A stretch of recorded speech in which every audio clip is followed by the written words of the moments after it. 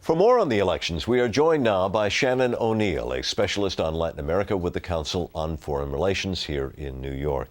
Shannon, good to see you again. Nice to see you too. So the question becomes, did Hugo Chavez become strengthened or was he weakened as a result of the weekend elections? I would say these elections actually are a draw between Hugo Chavez and the opposition.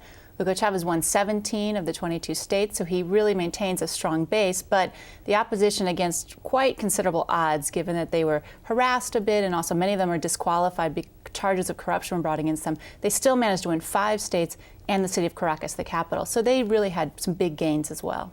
And this comes at a time when we anticipate, well, we know the Russian fleet is showing up there. There are going to be naval exercises, joint military exercises between Venezuela and Russia.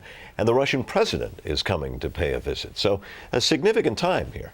It is. You know, it's important. I think that this relationship between Russia 2-3 months ago when they first decided to enter this agreement and to have the Russian president visit, they thought it was going to be much deeper than it was on a geostrategic level. Now, with both countries, Russia and Venezuela, suffering from low oil prices, they'll probably scale back where they go forward. But it is important that the Russian president is visiting. And is this Chavez just trying to stir the pot a bit down there?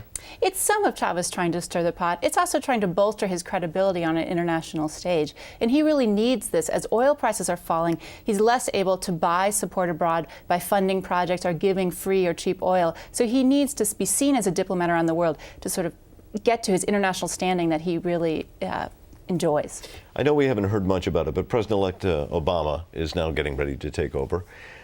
Do we know what his approach will be, perhaps, towards Venezuela, towards Latin America?